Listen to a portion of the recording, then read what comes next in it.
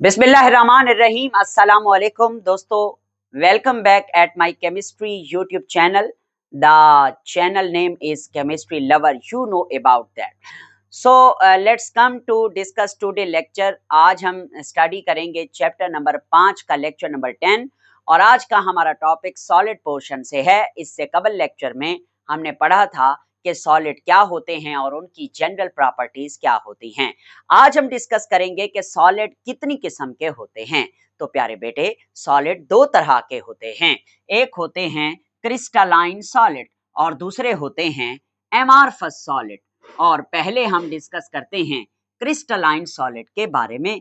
Crystalline solid क्या होते हैं? देखें भाई, क्रिस्टलाइन सॉलिड क्या होते हैं?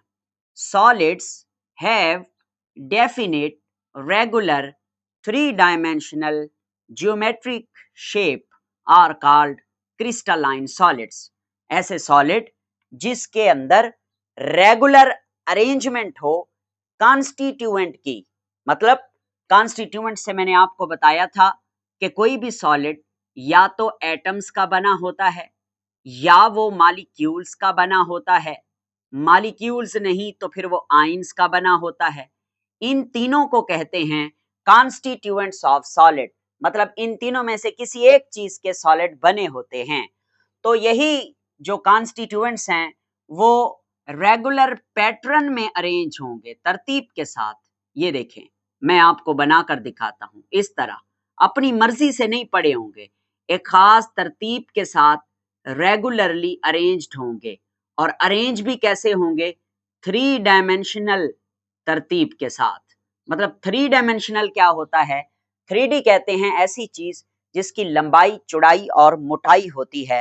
हम उसे कहते हैं कि ये चीज थ्री डायमेंशनल है। लेट सपोज मेरे पास ये एक बुक रखी है पब्लिक सर्विस कमीशन की। इस किताब को देखें तो ये थ्री डायमेंशनल इसकी शेप है, मतलब इसकी लंबाई भी है, इसकी चौड़ाई भी है और इसकी मोटाई भी है। तो इसका जो स्ट्रक्चर है इस किताब का, that is three dimensional. Okay, तो क्या अर्ज कर रहा हूं कि सॉलिड्स हैव डेफिनेट का मतलब होता है बिल्कुल फिक्स्ड, जो चेंज ना हो, रेगुलर तरतीब के साथ three dimensional geometric shape are called crystalline solid. ठीक है, खास एक शेप होगी और वो shape three dimensional geometrical shape होगी। जैसे आप लोग ज्योमेट्रियां पढ़ के आए हैं पिछले चैप्टर 3 में कि भाई ये टेट्राहेड्रल ज्योमेट्री है, ये ऑक्टाहेड्रल है, ये ट्राइगोनल बाइपिरामिडल है। These are called geometries. Is that clear? Yes sir. अब हम देखते हैं एक छोटी सी डेफिनेशन, क्रिस्टल लैटिस क्या होती है। देखो भाई, कोई भी क्रिस्टलाइन सॉलिड है ना, उस क्रिस्टलाइन सॉलिड के अंदर जो थ्री डायमेंशनल अरेंजमेंट है, तरतीब है, उस थ्री डायमेंशनल अरेंजमेंट या तरतीब को नाम दिया जाता है क्रिस्टल लैटिस का। और मैंने लिखा भी है क्या? द रेगुलर अरेंजमेंट यानी तरतीब ऑफ एटम्स, आयंस और molecules in three dimensional space is called crystal lattice. देखो, क्रिस्टलाइन सॉलिड के अंदर एटम, आयन या मॉलिक्यूल की जो थ्री डायमेंशनल अरेंजमेंट है, उस अरेंजमेंट को बोलते हैं, उस तरतीब को बोलते हैं क्या? Crystal lattice. ओके, अब हम आगे चलते हैं, प्रॉपर्टीज ऑफ क्रिस्टलाइन सॉलिड्स की बात करते हैं कि क्रिस्टलाइन सॉलिड की कौन कौन सी प्रॉपर्टीज होती हैं। तो पहली प्रॉपर्टी है ज्योमेट्रिकल शेप। जितने भी क्रिस्टलाइन सॉलिड्स हैं इनकी अलग अलग अपनी अपनी एक खास शक्ल होती है। हर हर क्रिस्टल की अपनी अपनी शक्ल होती है जिसे ज्योमेट्रिकल शेप कहते हैं। तो याद रखें कि जो ज्योमेट्रिकल शेप है उसमें हम पढ़ते हैं कि all the crystalline solids have definite distinctive geometrical shapes. Distinctive कहते हैं अलग अलग, यानी हर हर क्रिस्टल की अलग अलग शेप है जिसको ज्योमेट्रिकल शेप कहते हैं। और ये ज्योमेट्रिकल शेप क्यों बनती है? ये बनती है बेसिकली एटम, आयंस और मॉलिक्यूल्स की अरेंजमेंट से। एटम, आयंस और मॉलिक्यूल की जो अरेंजमेंट है उससे ये ज्योमेट्रिकल शेप बनती हैं। और वो अरेंजमेंट क्या कहलाती है? क्रिस्टल लैटिस कहलाती है। और वो होती कैसी है? वो थ्री डायमेंशनल अरेंजमेंट होती है। मिसाल के तौर पर जब हम NaCl की बात करते हैं, सोडियम क्लोराइड की, तो उसकी जो शेप है, मतलब उसकी जो ज्योमेट्री है सोडियम क्लोराइड की, NaCl की, वो होती है क्यूबिक। तो ये देखें, ये मैं आपके सामने ट्राई कर रहा हूँ NaCl यानी सोडियम क्लोराइड की ज्योमेट्रिक शेप बनाने की। देखें इस तरह से, यूं जैसे ये मैंने क्यूब बनाया है। अब ये देखें, इसमें लंबाई भी है, चौड़ाई भी है, मोटाई भी है। तो इस शेप को बोलते हैं थ्री डायमेंशनल ज्योमेट्रिकल शेप। और ये क्या है? ये है क्यूबिक। इसी तरह से टेट्रागोनल, टेट्राहीड्रल, ट्राइगोनल, इस तरह से ज्योमेट्रिकल शेप्स होती हैं। मैं आपको कुछ चीजें यहाँ पे बताना चाहता हूँ। मेरे पास लेट सपोज ये कोई एक क्रिस्टल है, फर्ज करें। इस क्रिस्टल में ये जो कोने हैं, मतलब ये वाला ये जो कोना है, इसको बोलते हैं कॉर्नर। ठीक है, याद रखिएगा। और फिर ये जो लाइन है, ये वाली लाइन, ये वाली लाइन, या ये वाली लाइन, या ये लाइन, इनको बोलते हैं एजेस। Edges, EDGES, edges. और ये जो है, ये जगह, इसे बोलते हैं फेस। FACE, face. ये भी फेस है, ये भी फेस है, ये भी फेस है, ये भी फेस है, ये भी फेस। इसके अंदर 6 फेसेस हैं। 1 2 3 4 5, मेरी जानिब वाली और आपकी जानिब वाली 6। तो इसमें 6 फेसेस होती हैं। ठीक है, तो मैं आपको क्या बताना चाहता हूं कि ये इंटरफेशियल एंगल्स क्या होते हैं। देखें, ये हमारे पास एक क्यूब है। मैं दोबारा से बना देता हूं। इस क्यूब में आपको जो है कुछ फेसेस दिखाता हूं कलर चेंज करके। देखें, ग्रीन कलर से मैं एक फेस को कलर कर रहा हूं। आप देखिएगा, ये एक फेस है, ठीक हो गया। एक और फेस करता हूं यहां पे रेड कलर से, ये दूसरी फेस है। ठीक है, ये 2 फेसेस हो गई। एक और फेस बनाता हूं नीले कलर से, ये नीचे वाली, ये नीचे वाली फेस हो गई। ठीक हो गया, तो ये 3 फेसेस हो गई हैं। अब आप देख सकते हैं, अब एक फेस ये है, एक ये है, एक ये है, एक यूं है, एक आगे है आपके पास, एक पीछे है। ये जो फेसेस हैं, इन फेसेस को देखें तो ये एक दूसरे के ऊपर इंटरसेक्ट होती हैं। मतलब कैसे? ये एक क्यूब है, अगर एक और क्यूब इसके ऊपर मैं रख दूं, यहाँ पर एक और क्यूब रख दूं, या साइडों पे, साइड पे एक और क्यूब जो है ना यहाँ आ जाए, तो एक फेस और दूसरी फेस आपस में मिलेंगी, इंटरसेक्ट करेंगी। तो इनके दरमियान एंगल्स होते हैं। ज्यादा गहराई में जाने की जरूरत नहीं है कि ये देखो, ये यहाँ पे एक एंगल बन रहा है, इसी तरह जो है यहाँ पे एक एंगल बन रहा है, या इससे आगे अगली फेस के साथ यहाँ से यहाँ तक जो एंगल होगा वो, तो इन्हें कहा जाता है इंटरफेशियल एंगल्स। और याद रखें, ये एंगल्स जो हैं ये कैरेक्टरिस्टिक होते हैं और थ्रू आउट द क्रिस्टल पाए जाते हैं। मतलब अगर क्रिस्टल बहुत बड़ा है तब भी ये एंगल उसमें होंगे, और वही होंगे जो छोटे क्रिस्टल में होंगे। अगर आप इस छोटे या बड़े क्रिस्टल को पीस कर पाउडर भी बना देते हैं तो तब भी ये एंगल रिटेन रहेंगे, बरकरार रहेंगे। क्यों? क्योंकि ये एंगल बहुत छोटे लेवल पर होते हैं, क्योंकि एटम बहुत छोटा होता है। दूसरा एटम उसके साथ जुड़ा हुआ है, तीसरा जुड़ा हुआ है, चौथा जुड़ा हुआ है, 4 एटम जुड़ के एक फेस बना रहे हैं। तो ये बहुत छोटे लेवल की बात है। इसलिए आप ये याद रखेंगे कि जितने भी क्रिस्टलाइन सॉलिड हैं उनकी वाजे, खास, फिक्स्ड, अलहदा-अलहदा अपनी-अपनी ज्योमेट्रिकल शेप्स होती हैं, जो कि एटम, आयंस या मॉलिक्यूल्स की 3 डायमेंशनल तरतीब की वजह से बनती हैं। और उनकी फेसेस के दरमियान कुछ एंगल्स बनते हैं जिन्हें हम इंटरफेशियल एंगल कहते हैं। ये एंगल जो है बरकरार रहते हैं, चाहे क्रिस्टल बड़ा हो या फिर क्रिस्टल छोटा हो। आइए आगे चलते हैं। नेक्स्ट, दूसरा जो पोर्शन है, दूसरी प्रॉपर्टी है मेल्टिंग पॉइंट। तो आपने याद रखना है, क्रिस्टलाइन सॉलिड्स के जो मेल्टिंग पॉइंट हैं वो शार्प होते हैं। शार्प से क्या मुराद है? शार्प का मतलब है बिल्कुल फिक्स्ड मेल्टिंग पॉइंट। मतलब कैसे? जैसे कि NaCl है, सोडियम क्लोराइड है, इसका मेल्टिंग पॉइंट होता है 801 डिग्री सेल्सियस। जब तक आप 801 डिग्री सेल्सियस का टेम्परेचर प्रोवाइड नहीं करेंगे, कभी भी NaCl पिघलना शुरू नहीं होगा। जैसे ही 801 डिग्री सेल्सियस का टेम्परेचर रीच करेगा, NaCl पिघलना शुरू कर देगा, तब ये पिघलेगा, उससे पहले ये नहीं पिघलेगा। इसके बरक्स अगर हम प्लास्टिक को देखें, या जैसे ये मार्कर है इसकी कैप को देखें, इसको मैं माचिस की तीली के शोले से भी इसे पिघलाना शुरू कर सकता हूं। तो इसका जो मेल्टिंग पॉइंट है that is not definite, because ये मार्कर की कैप प्लास्टिक की बनी हुई है, और प्लास्टिक क्रिस्टलाइन सॉलिड नहीं है बल्कि ये एमार्फस सॉलिड होता है। तो आइए आगे चलते हैं। और एक बात मजे की, ये जो मेल्टिंग पॉइंट होते हैं इनसे आप आइडेंटिफिकेशन कर सकते हैं कि ये कौन सा क्रिस्टल है, क्योंकि हर क्रिस्टलाइन सॉलिड का अपना अपना जाती एक फिक्स्ड या खास मेल्टिंग पॉइंट होता है। आगे चलते हैं। उसके बाद है क्लीवेज प्लेन किसे कहते हैं? क्लीवेज प्लेन का क्या मतलब है? देखिए, क्लीवेज प्लेन का मतलब है कि जैसे ही आप किसी क्रिस्टल को हथौड़े से या किसी चीज से जरब लगाते हैं तो वो क्रिस्टल टूटता है। अब वो क्रिस्टल रैंडम नहीं टूटता, वो एक खास प्लेन में टूटता है, एक खास सरफेस से टूटता है, एक खास जगह से टूटता है। उस जगह को, उस प्लेन को या उस सरफेस को क्लीवेज प्लेन कहते हैं। हमको नहीं समझ आई, आपको एग्जांपल देता हूं। अगर आपके घर में कोई बंदा डेयरी मिल्क चॉकलेट लेकर आता है 100 रुपए वाली या 500 वाली, तो डेयरी मिल्क चॉकलेट जो है आपको बांटने के लिए वो तोड़ता है।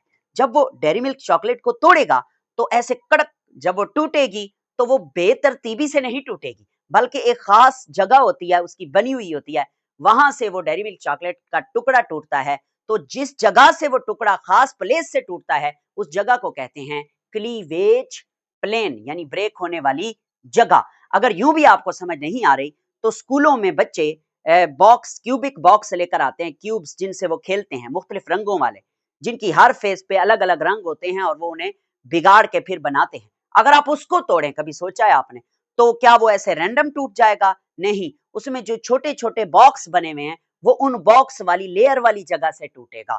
तो वो जगह, वो लेयर जहां से वो टूटेगा उसे कहते हैं cleavage plane. Is that clear जी? और ये क्लीवेज प्लेन के जरिए एक क्यूब दूसरे के ऊपर जो है इंक्लाइंड होता है, रखा होता है। यानी एक क्यूब है, मिसाल के तौर पर ये एक क्यूब है, ठीक है, इसके ऊपर दूसरा छोटा क्यूब रखा हुआ है, इसके साथ तीसरा क्यूब रखा हुआ है, चौथा, ये इंक्लाइंड टू वन अनदर, यानी एक दूसरे के ऊपर ये इंक्लाइंड है, एक दूसरे के ऊपर ये रखे हुए हैं। इन क्यूब्स के दरमियान या इन क्रिस्टल्स के छोटे छोटे टुकड़ों के दरमियान जो है वो एंगल्स बनते हैं, जिन्हें हम ऑलरेडी पढ़ चुके हैं। और ये एंगल करेक्टरिस्टिक्स भी होते हैं, जिन्हें इंटरफेशियल एंगल कहते हैं। और हर हर सॉलिड के लिए ये एंगल्स अलग अलग होते हैं। ठीक हो गया। नेक्स्ट हम बात करते हैं ग्रोइंग ऑफ क्रिस्टल। ये वाला जो पॉइंट है ये समझने वाला है, उस्ताद की मदद के बगैर ये कभी भी आपको समझ नहीं आता। ग्रोइंग ऑफ क्रिस्टल किसे कहते हैं? देखिए मेरी बात सुने, मेरे पास ना एक बीकर है, इस बीकर में कोई सॉलिड पड़ा हुआ है, कोई भी सॉलिड है, और मैं इस सॉलिड के क्रिस्टल बनाना चाहता हूं, यानी पाउडर फॉर्म में ये सॉलिड है, तो हम इसके क्रिस्टल बनाना चाहते हैं। तो इसके क्रिस्टल कैसे बनेंगे? तो जिस तरीके से इसके क्रिस्टल बनेंगे उस तरीके का नाम होगा ग्रोइंग ऑफ अ क्रिस्टल। आइए समझते हैं। आपने लेना है एक सूटेबल सॉल्वेंट, इसमें भी सूटेबल सॉल्वेंट डाल दें, इसमें भी डाल दें, ठीक है। तो इसमें आपने सोल्यूट डालना है। फर्ज करो इसमें सोल्यूट आपने डाला, ये सोल्यूट सॉलिड डिसॉल्व हो गया, होता गया होता गया होता गया होता गया होता गया होता गया। एक वक्त ऐसा आया कि मजीद सोल्यूट जो है वो इस गिवन सॉल्वेंट में डिसॉल्व होना बंद हो गया। तो आपने अगर ऊपर से डाला सोल्यूट तो वो नीचे बैठ गया, तो इस सॉल्यूशन को बोलेंगे सैचुरेटेड सॉल्यूशन। ठीक हो गया सर जी, सैचुरेटेड सॉल्यूशन बन चुका। अब आप इसी सैचुरेटेड सॉल्यूशन में फर्ज करें 10 चम्मच डाले थे आपने नमक के, NaCl के, तो वो डिसॉल्व हो गए, और जब 11वां चम्मच डाला तो वो डिसॉल्व नहीं हुआ बल्कि नीचे बैठ गया। तो ये सैचुरेटेड सॉल्यूशन है। अब आप इसी सैचुरेटेड सॉल्यूशन को उठा के चूल्हे पे रख देते हैं और इसे गर्म करते हैं। जब आप इसे गर्म करते हैं तो 11वां चम्मच भी इसमें डिसॉल्व हो जाता है, एक और 12वां भी डिसॉल्व हो जाता है, 13वां चम्मच डिसॉल्व नहीं होता। तो अब ये वाला जो सॉल्यूशन बन जाएगा इसे आप बोलोगे super saturated solution. Super saturated solution, ठीक हो गया। तो किसी भी साल्ट का सूटेबल सॉल्वेंट में सैचुरेटेड सॉल्यूशन बनाएं या सुपर सैचुरेटेड सॉल्यूशन बनाएं, बन गया। अब आप इस सैचुरेटेड या सुपर सैचुरेटेड सॉल्यूशन की हेल्प से इसमें डिसॉल्व्ड जो सोल्यूट है उसके क्रिस्टल हासिल कर सकते हैं। कैसे हासिल कर सकते हैं? पहला तरीका यह है कि आप इवेपोरेट करें। इवेपोरेटेड, इवेपोरेटेड क्या? इवेपोरेटेड, इवेपोरेटेड सॉल्वेंट, सॉल्वेंट को इवेपोरेट करवाएं। मतलब कैसे? आप ना ये सुपर सैचुरेटेड सॉल्यूशन है, इसको किसी डिश में डाल दें, तो जो इसमें सॉल्वेंट आपने लिया था वो वोलेटाइल होना चाहिए, तो ज्यादा बेहतर है। तो वो सॉल्वेंट जो है वक्त गुजरने के साथ साथ ये सोल्यूशन ठंडा भी होता जाएगा और सॉल्वेंट भी उड़ता जाएगा और पीछे क्रिस्टल छोड़ता चला जाएगा। एक तो ये तरीका है। दूसरा है सीडिंग। सीडिंग किसे कहते हैं? आपने एक सैचुरेटेड या सुपर सैचुरेटेड सॉल्यूशन बना लिया, अब आप क्या करें, आप इसमें बाहर से क्रिस्टल डाल दें, यानी जिस सॉलिड या पाउडर के आप क्रिस्टल बनाना चाहते हैं वैसे उसी सॉलिड के ऑलरेडी आपके पास क्रिस्टल होने चाहिए, वो क्रिस्टल आप इसमें या इसमें डालेंगे, तो इस प्रोसेस को सीडिंग कहेंगे। तो इसमें मौजूद सोल्यूट जो है उसके भी क्रिस्टल बनना शुरू हो जाएंगे, हमारी बुक में जिस तरह लिखा हुआ है। वैसे चैप्टर नंबर 15 में क्रिस्टलाइजेशन का जो प्रोसेस है उसे हमने डिटेल से समझना भी है। अच्छा आए अब हमारी बुक के मुताबिक एक एग्जांपल लेते हैं। देखें हमारे पास एक साल्ट सोल्यूट है जो कि जिसका फार्मूला है Na2S2O3। इसे कहते हैं सोडियम थायोसल्फेट। तो सोडियम थायोसल्फेट की जो सोलोबिलिटी है, सोलोबिलिटी का मतलब होता है कि मैक्सिमम कितना सोल्यूट पानी के अंदर डिसॉल्व हो सकता है।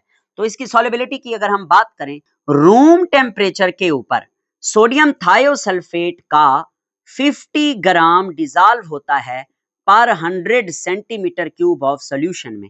यानी कि अगर हमारे पास 100 सेंटीमीटर क्यूब का सोल्यूशन है, या यूं समझ लें कि 100 सेंटीमीटर क्यूब हमारे पास क्या है, वाटर है, तो उसके अंदर 50 ग्राम डिसॉल्व हो सकता है। कौन?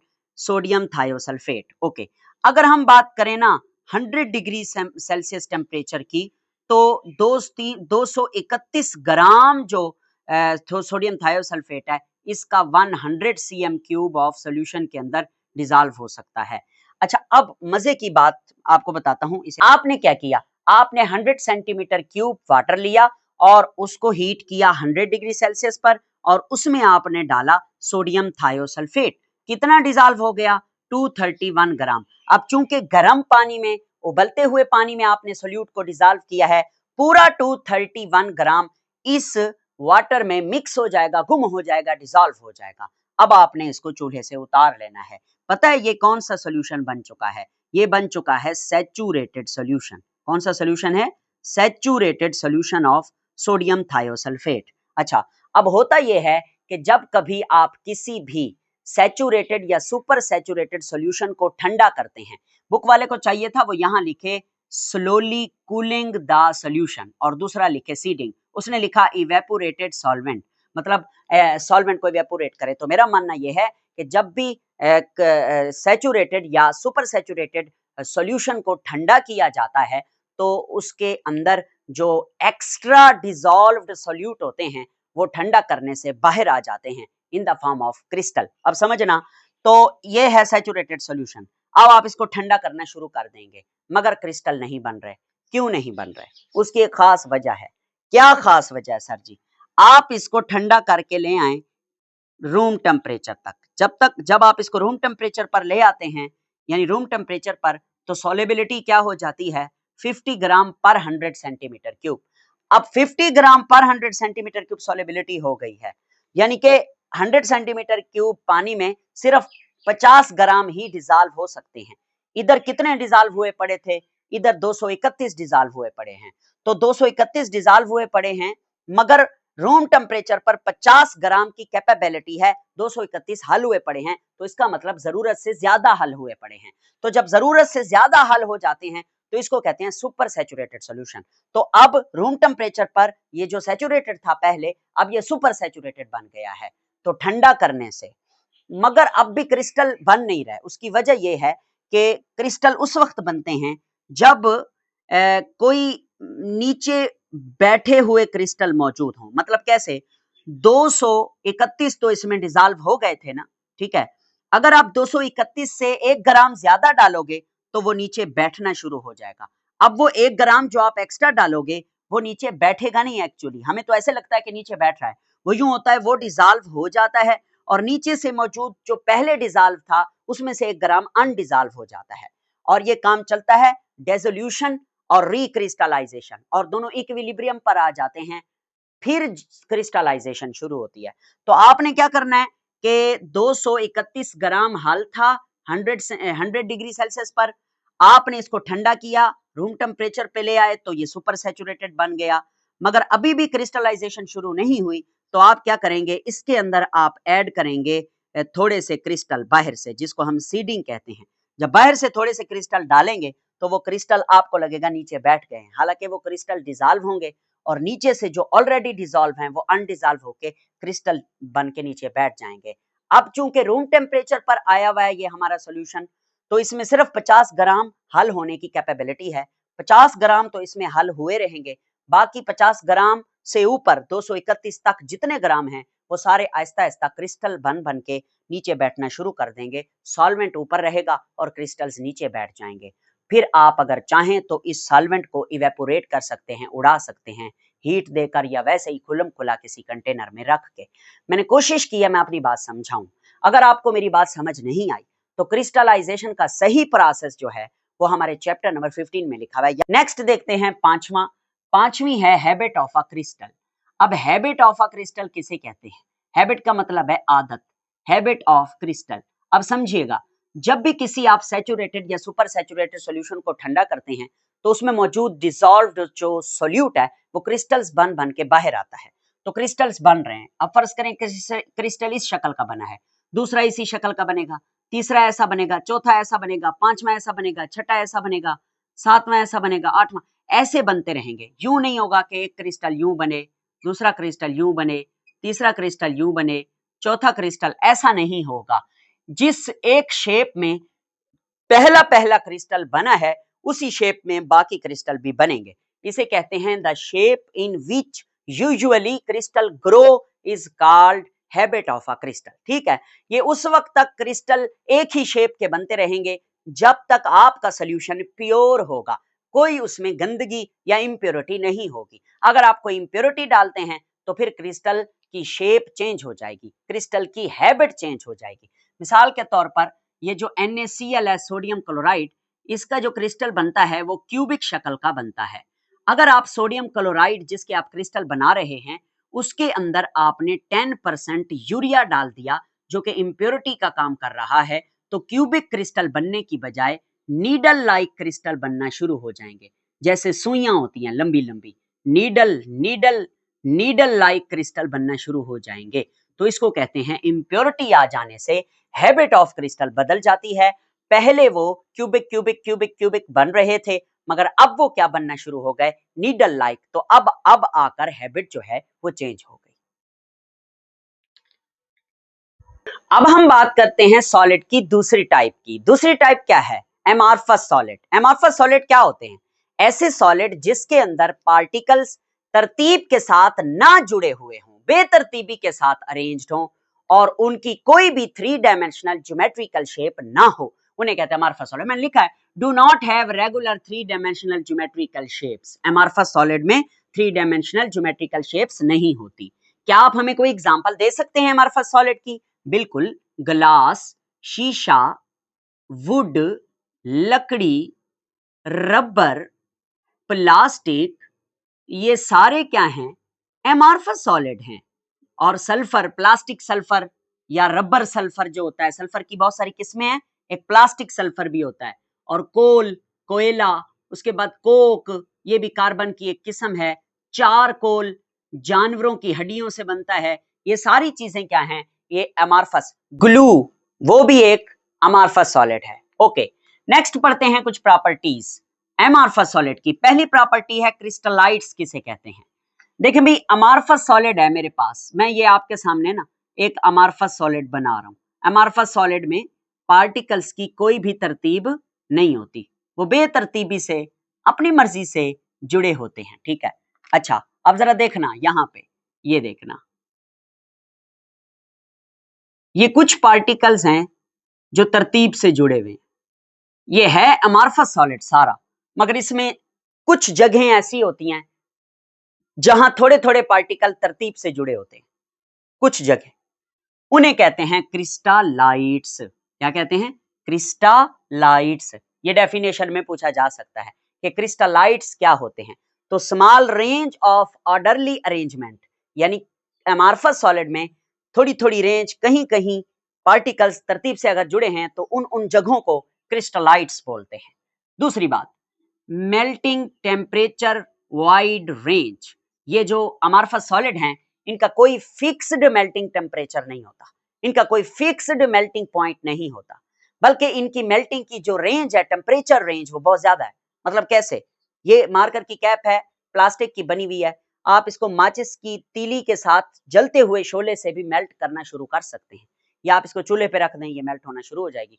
बहुत ज्यादा हाई टेम्परेचर वाली जगह पे इसको डाल दें, यानी भट्ठे में, तो भी ये मेल्ट हो जाएगी। यानी ये छोटे टेम्परेचर पे भी मेल्टिंग शुरू हो जाती है, ज्यादा टेम्परेचर पे भी मेल्टिंग शुरू हो जाती है। तो मेल्ट करने की जो रेंज है टेम्परेचर की, वो छोटी से लेकर बड़े तक बहुत ज्यादा है।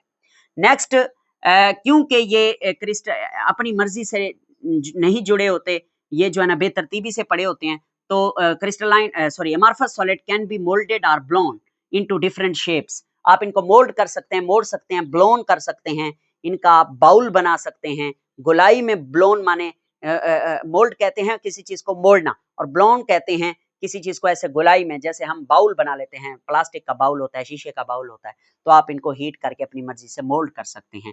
And no definite value of heat of fusion, ये वही बात है कि इनकी कोई फिक्स्ड हीट ऑफ फ्यूजन नहीं है कि भी इतनी हीट इनको मिलेगी तो ये पिघलेंगे ना, कोई हीट ऑफ फ्यूजन फिक्स नहीं है, बस थोड़ी हीट दो तब भी पिघलेंगे, ज्यादा हीट दो तब भी पिघलेंगे। ओके, उसके बाद ये 4 प्रॉपर्टीज पढ़ने के बाद हमारे पास कंपैरिजन है, comparison of crystalline and amorphous solid. तो वो टेबल बना हुआ है, आपने बस इसको समझना और याद करना है। तो यहाँ हम प्रॉपर्टी लिखेंगे, इस कॉलम में क्रिस्टलाइन सॉलिड्स की, इस कॉलम में अमॉर्फस सॉलिड की। प्रॉपर्टी में पहली है ज्योमेट्री।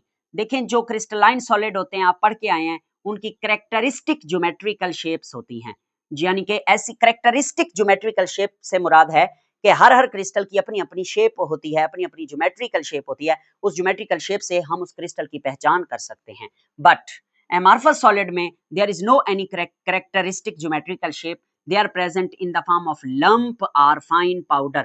जो amorphous solid हैं वो लंप की सूरत में होते हैं, लंप जैसे चिकन क्यूब का की टिक्की होती है उसको लंप कहते हैं, ठीक है, एक ऐसा छोटा सा टुकड़ा किसी भी चीज का, और पाउडर की फॉर्म में भी आप इन्हें देखते हैं। नेक्स्ट है मेल्टिंग, वो मैं पढ़ा चुका हूं कि जो क्रिस्टलाइन सॉलिड हैं उनके शार्प मेल्टिंग पॉइंट होते हैं और अमॉर्फस सॉलिड के नो शार्प मेल्टिंग पॉइंट। उसके बाद डायरेक्शन करेक्टर, ये समझना है आपने, जो क्रिस्टलाइन सॉलिड होते हैं वो एनिसोट्रॉपिक इन नेचर होते हैं और जो अमॉर्फस होते हैं वो आइसोट्रॉपिक इन नेचर होते हैं। अब एक लफ्ज है एनिसोट्रॉपी, एनिसोट्रॉपी ये क्या होती है? ये प्रॉपर्टी है क्रिस्टलाइन सॉलिड्स की, ठीक है। एनिसोट्रॉपी, एनिसोट्रॉपी को आप कैसे डिफाइन करेंगे? ठीक है, the property of crystalline solid which change by the change of direction, यानी कि direction dependent property, dependent property यानी वो प्रॉपर्टीज जो डायरेक्शन के कंट्रोल में हो, मतलब डायरेक्शन अगर चेंज होगी तो प्रॉपर्टी भी चेंज। जैसे कि इलेक्ट्रिकल कंडक्टेंस एक डायरेक्शन प्रॉपर्टी है। मिसाल देता हूं, इलेक्ट्रिकल कंडक्टेंस जो है वो एनिसोट्रॉपिक प्रॉपर्टी है। कंडक्टेंस बिजली का गुजरना, अभी समझ आ जाएगा आपको, देखिएगा। ग्रेफाइट का आपने नाम सुना होगा, ये है ग्रेफाइट का एक टुकड़ा, उसमें होती हैं लेयर्स, ठीक है, इन लेयर्स के दरमियान में होते हैं फ्री इलेक्ट्रॉन, ठीक है। अच्छा, ये भी ग्रेफाइट का एक टुकड़ा है, इसमें भी लेयर्स हैं। ओके सर जी, इन लेयर्स के दरमियान क्या है? इलेक्ट्रॉन्स।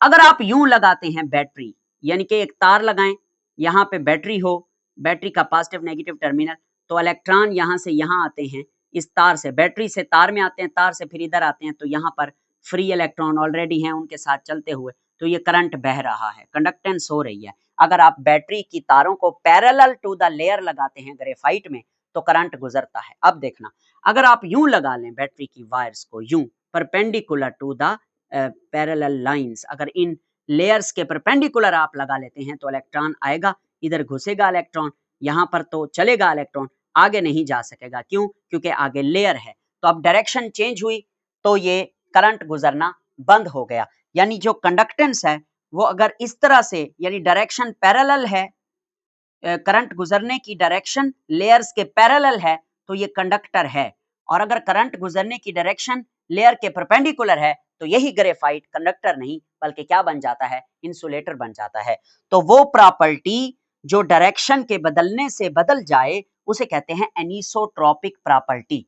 तो जो क्रिस्टलाइन सॉलिड हैं इनमें एनिसोट्रॉपी होती है, एनिसोट्रॉपिक प्रॉपर्टीज होती हैं इनकी, जो डायरेक्शन के बदलने से बदल जाती हैं। एमॉर्फस सॉलिड में कोई एनिसोट्रॉपिक प्रॉपर्टीज नहीं है, उनकी प्रॉपर्टीज आइसोट्रॉपिक हैं, यानी एमॉर्फस सॉलिड आइसोट्रॉपिक होते हैं।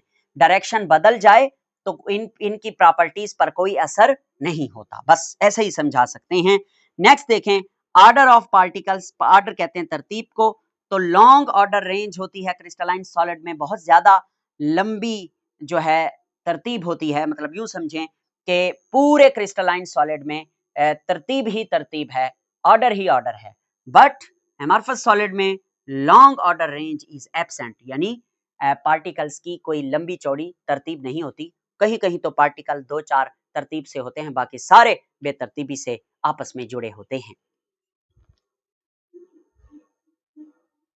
तो इस लेक्चर की आखिरी बात क्विक चेक 5.7 है। पहला क्विक चेक क्या है? पहला क्विक चेक है कि why solids have very low compressibility and expansion. पिछले टॉपिक में पढ़ा चुका हूं कि सॉलिड कंप्रेस नहीं होते और इनकी एक्सपेंशन भी बहुत कम होती है। उसकी वजह है tight packing of constituent and very strong cohesive forces. Tight packing की वजह से, एक दूसरे के दरमियान जगह ना होने की वजह से आप उनको जो है कंप्रेस नहीं कर सकते क्योंकि खाली जगह नहीं है। और फिर एक्सपैंड करना भी बड़ा मुश्किल है क्योंकि पार्टिकल्स के दरमियान इंटरमॉलिक्यूलर फोर्सेस बहुत ज्यादा हैं जो बड़ी आसानी से नहीं टूटती। तो ये आप अपनी हेल्पिंग बुक से कर लें इसका आंसर तो भी ठीक है। अदरवाइज जो मैंने पिछला टॉपिक पढ़ाया है या आपकी टेक्स्ट बुक में जो जनरल प्रॉपर्टीज ऑफ सॉलिड है उसमें एक्सपेंशन का भी पॉइंट बना हुआ है, कंप्रेसिबिलिटी का भी पॉइंट बना हुआ है, उसको शॉर्ट करके अपने जहन के मुताबिक जितना आपको समझ आए आप लिख लेंगे। अगला शॉर्ट क्वेश्चन है what is meant by habit of a crystal. तो वो मैंने आपको पढ़ाई है थोड़ी देर पहले इसी लेक्चर में। आपकी इसी पेज पे, पेज नंबर 107 पे टॉप पे हैबिट ऑफ अ क्रिस्टल लिखा हुआ है, वो पूरा आप शॉर्ट क्वेश्चन में लिखेंगे। नेक्स्ट क्वेश्चन है why solid do not undergo translatory motion. Solid में सिर्फ वाइब्रेशनल मोशन क्यों है, ट्रांसलेशनल मोशन क्यों नहीं है? इसकी रीजन भी आपने वही लिखनी है कि in solid particles are connected to each other, they are tightly packed because they have very strong cohesive forces। ये ना तो ये ट्रांसलेटरी मोशन शो कर सकते हैं ना ये रोटेशनल मोशन शो कर सकते हैं, ये ओनली वाइब्रेट करते हैं अपनी मीन पोजीशन के इर्द गिर्द। तो ये भी हमारी बुक में लिखा हुआ है पिछले टॉपिक में जो आपको मैंने पढ़ाया था। तो यहाँ पे आज का लेक्चर खत्म होता है। अब इस चैप्टर के 2 लेक्चर रह गए, एक लिक्विड क्रिस्टल और एक इस चैप्टर की एक्सरसाइज।